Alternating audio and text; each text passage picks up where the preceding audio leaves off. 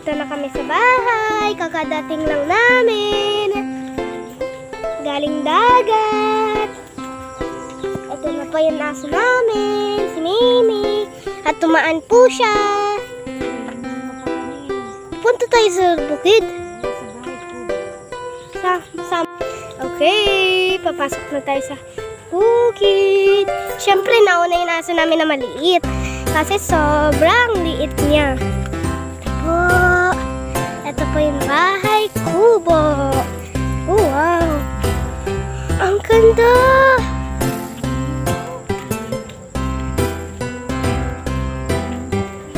Ito yung bahay kubo. Ito yung tambayan. Diba? Shout out sa mga friendships, si Ma'am Ben, ng Heart Center, lahat ng mga taga-antike, kila Doktora Train Bilbao, shout out.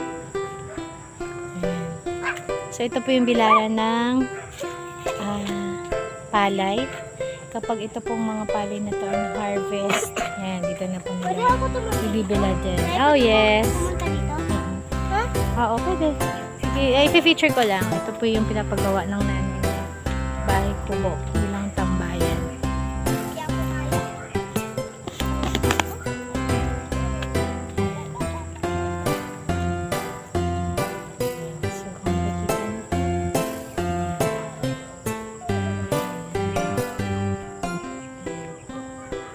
Kabukiran.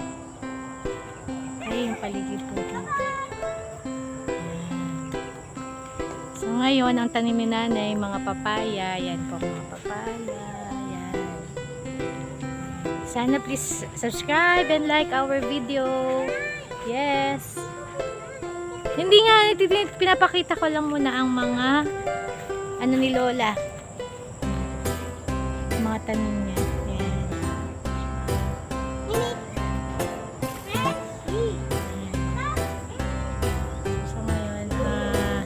Cropping, palay po muna, tsaka asukal. Okay, ayan po yung portion na gulayan ng nanay. Okay. Next time po, magkakaroon po tayo ng mga video. Itatakal naman po natin about nutrition. About nutrition naman po. Ano? Ito yung bilaran. Ito po yung mga aso. Tumambling si May. Si May tumambling. Ayan po, yung hukay na yan. Ano yan? Gagawin po namin fish pan din. Gagawin po namin fish pan din. Mini fish pan. So, ayan. Natumbling si Baby. Natumbling. Nagganito ah. Nagganito ah. Para pag may init doon sa kabilang bahay, or pag nagka-garden sila namin po, meron po silang pagkatambayan. Ang aming pupasa ngayon dito. Okay.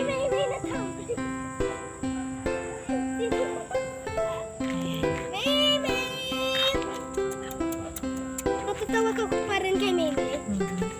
Mimi! Ay! Ayan ang buhay, probinsya po. Hello, Bugtong!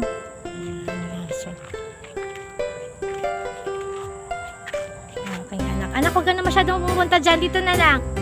Let's go na. Bye! Say bye-bye. Bye!